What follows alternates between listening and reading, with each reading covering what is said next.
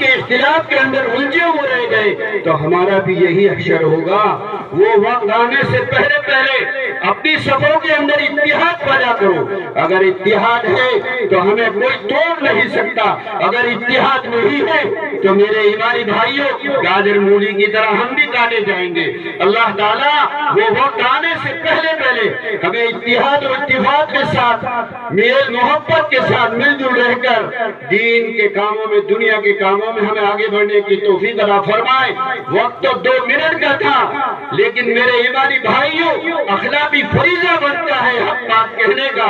معاشرے کے بیچ میں اگر ہمارا آپس کا کوئی بھی بگاڑ ہو، چولہے کی لڑائی ہو، کہیں بھی کوئی بھی لڑائی ہو، دین کا کام ہو، دنیا کا کام ہو، اپنی صفوں میں اتحاد کر کے آگے بڑھو۔ انشاءاللہ اس دنیا کے اندر یہی ایمان والا انقلاب پیدا کرے گا۔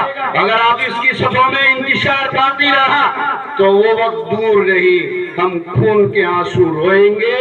اس وقت پچھتانا اور رونا کوئی کام نہیں آئے گا۔ اس لیے ضرورت اس بات کی ہے میل محبت کے ساتھ اپنی زندگی کو آگے بڑھائیں۔ رمضان المبارک کا مہینہ ان قریب ہمارے سروں پہ سایہ بغل ہونے والا ہے، اس کی بھی ہمیں تیاری کرنی ہے۔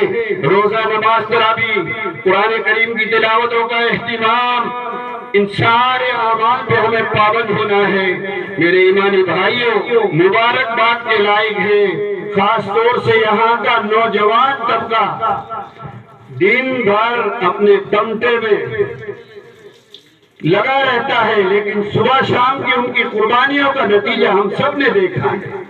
اللہ تعالیٰ ان کو اور ہمت عطا فرمائے، کہنے اور سننے سے زیادہ سب سے پہلے مجھے اور اس کے بعد سامعین کو عمل کی توفیق عطا فرمائے۔ وما توفیقی الا باللہ۔ ماشاءاللہ۔